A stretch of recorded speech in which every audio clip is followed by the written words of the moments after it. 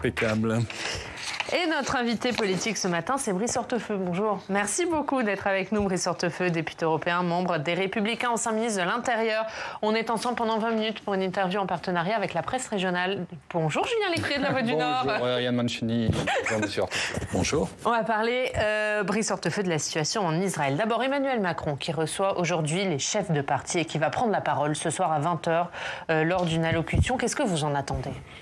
D'abord, c'est normal dans une démocratie moderne que le chef de l'État reçoive les responsables des formations politiques, encore une fois dont le rôle est reconnu par la Constitution, hein, c'est l'article 6, donc c'est tout à fait sain.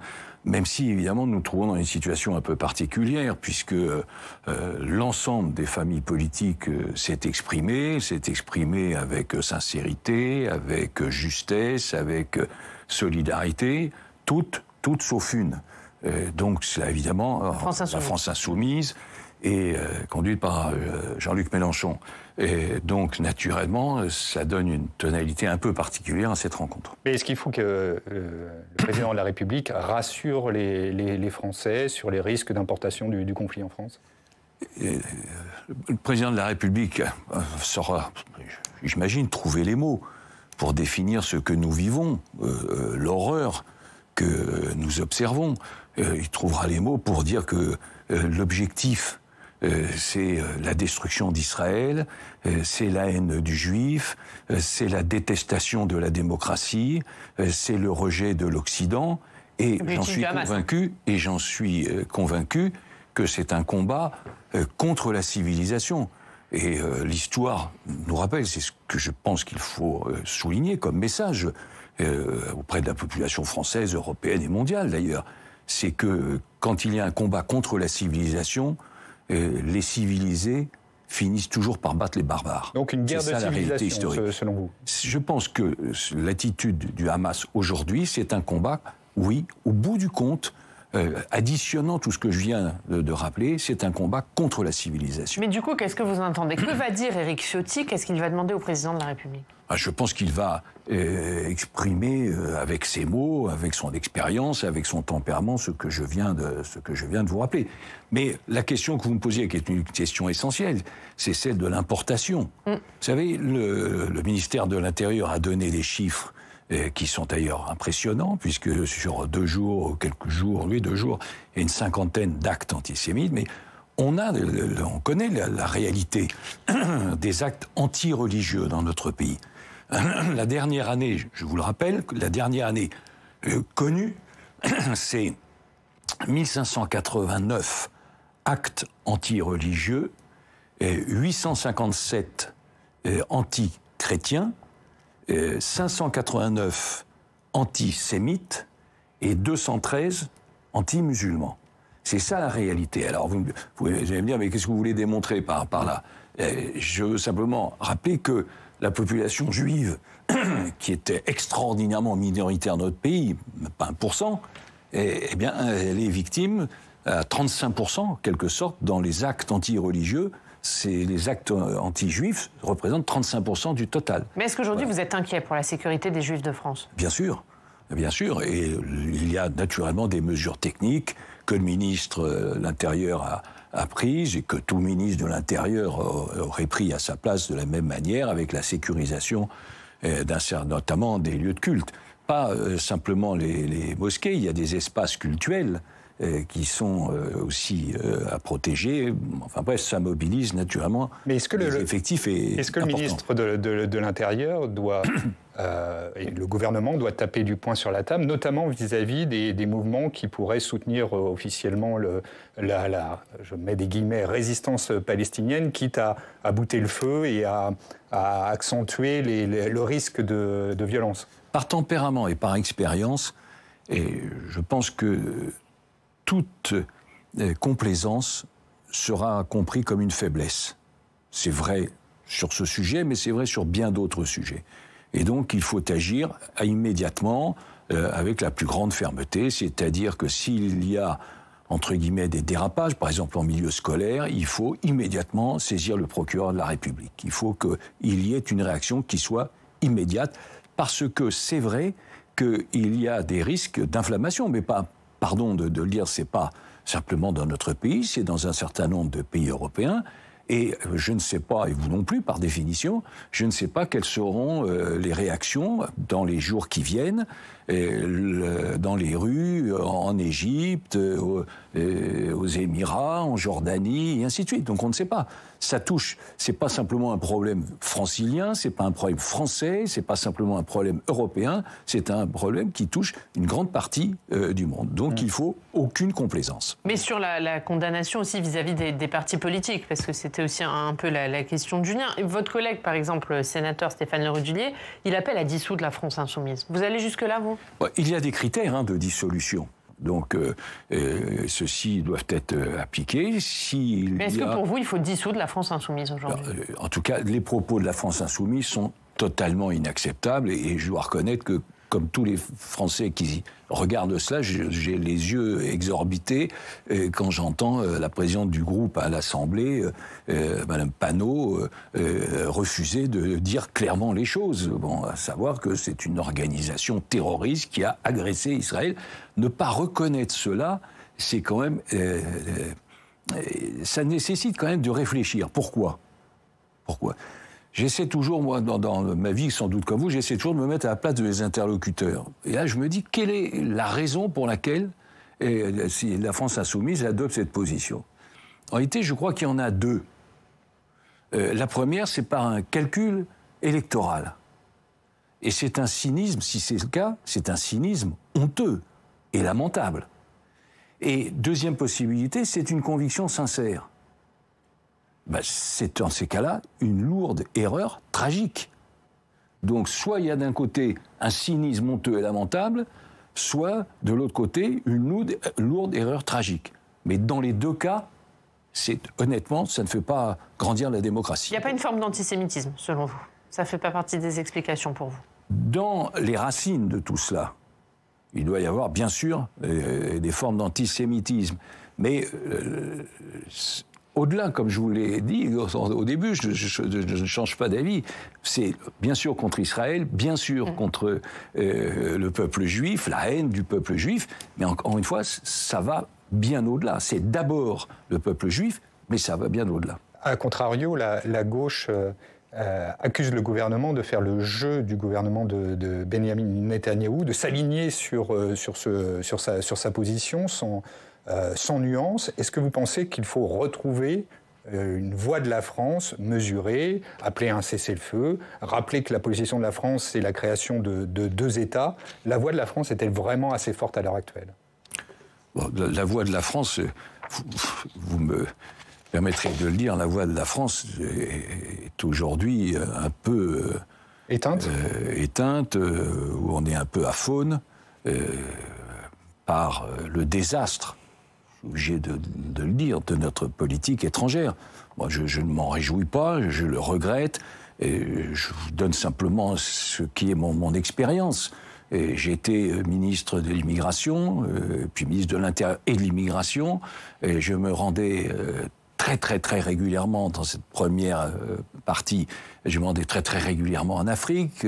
J'avais de bonnes relations, et le président Sarkozy d'abord, mais avec le président du Mali, qui était Amadou Toumani Touré. J'avais des relations amicales avec... ça n'a jamais été simple avec Israël, vous le savez. Nicolas Sarkozy, en son temps, avait déjà eu des difficultés. Vous me parlez de la politique étrangère de la France. Je dis aujourd'hui, je constate, hélas, que nous sommes chassés d'espaces où nous étions, où nous jouions un rôle. Mais alors comment retrouver cette voie ? Et concernant Israël, bien sûr que ça a été très compliqué. Vous avez en mémoire le déplacement de Jacques Chirac, le déplacement de Lionel Jospin, et c'est parce que c'est un sujet extraordinairement sensible. Mais à un moment donné, vous savez, il faut aller à l'essentiel. Bien sûr que si on se pose des questions à n'en plus finir, on oublie l'essentiel.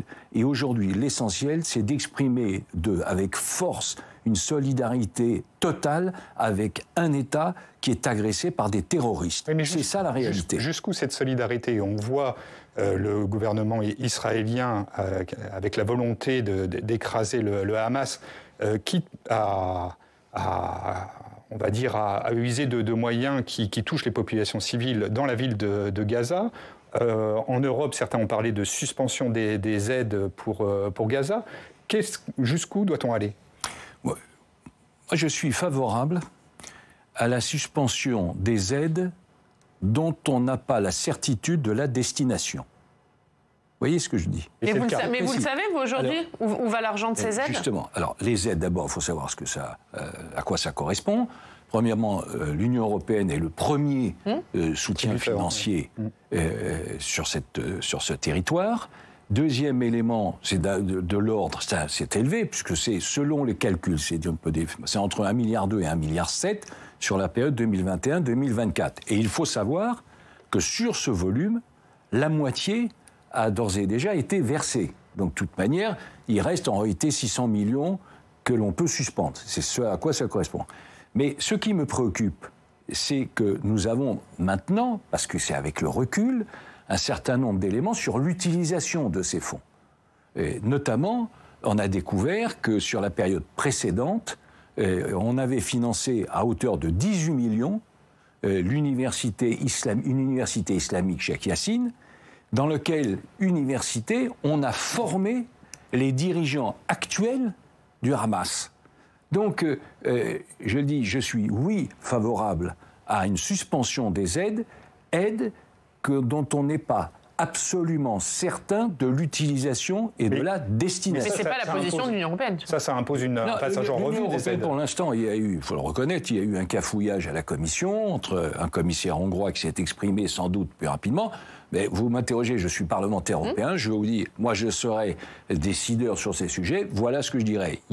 Est-ce que on est sûr que ça va à tel endroit pour soulager, aider... Mais est-ce que vous regrettez que ça ne soit pas ce que l'Union européenne dise pour le moment ? Oui, je le regrette, oui. Et si on ne sait pas, on suspend. Est-ce que... Et d'ailleurs, la France, comme vous le savez, aide à hauteur de 95 millions. Et je pense que la France devrait adopter aussi cette position. On ne connaît pas l'utilisation finale, on ne verse pas. On connaît l'utilisation, si c'est une solidarité alimentaire, si c'est une solidarité autre, alors là, on peut l'utiliser. Est-ce que la France doit aussi réfléchir à la remise en cause de ses liens diplomatiques avec le Qatar, qui est soupçonné de financer le Hamas ? Alors, le Qatar, comme vous savez, est un grand investisseur. Oui. Bon. Il investit dans notre pays un peu plus de 25 milliards d'euros. Nous ne sommes pas d'ailleurs les seuls, bien au contraire, puisque nous avons à peu près la même proportion d'investissement qatari en Allemagne et en France, donc les deux principales puissances de l'Union européenne sont à peu près à égalité sur ce plan-là, et nous nous trouvons, et le Qatar investit d'abord au Royaume-Uni. Donc si on regarde le continent européen, je veux dire, on n'est pas du tout une exception. Bon. Deuxième élément, le Qatar peut-il être utile ? On va le savoir très vite dans ce conflit.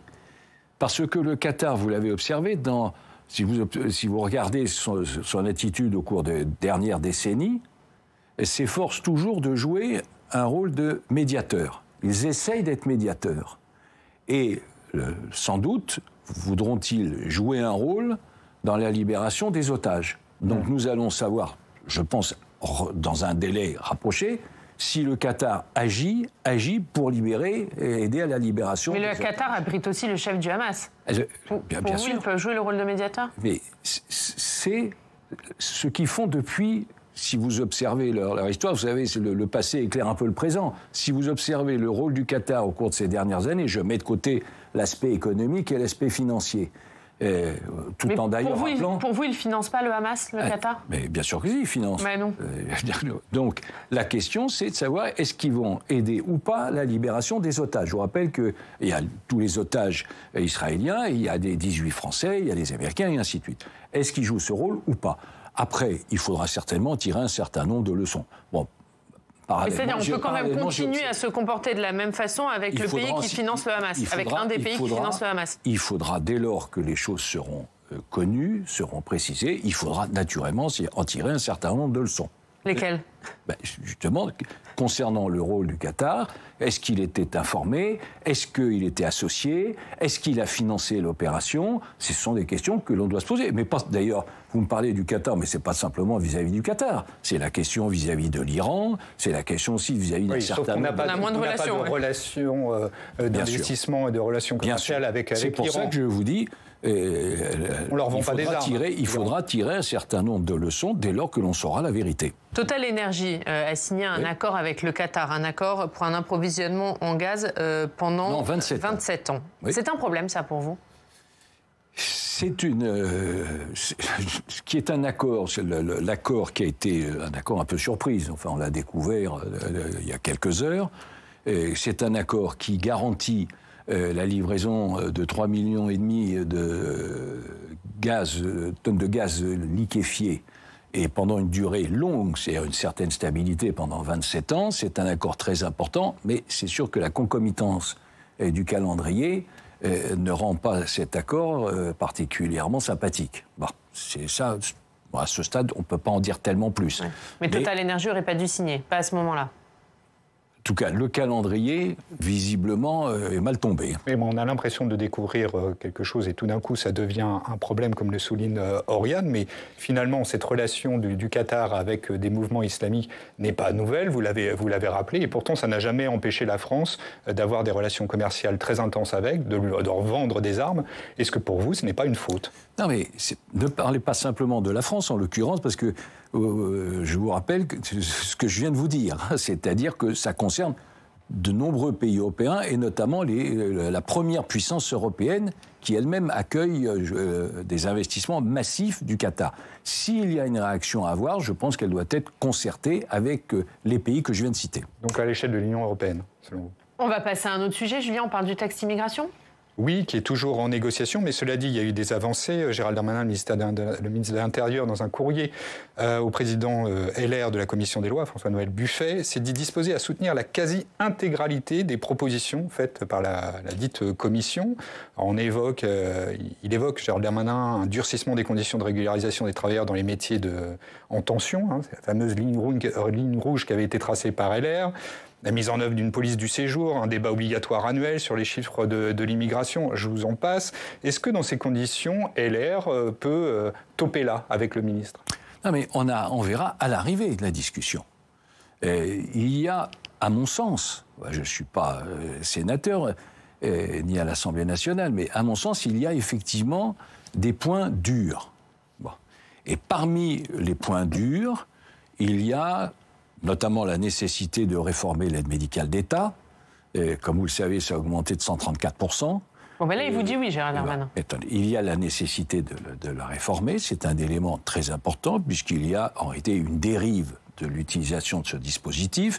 Et je vous rappelle que d'ailleurs, nous sommes les derniers en Europe à avoir un dispositif de cette nature. Je parle de l'aide médicale d'État, puisque la plupart des pays... Il y a des aides médicales pour les étrangers dans les autres pays européens.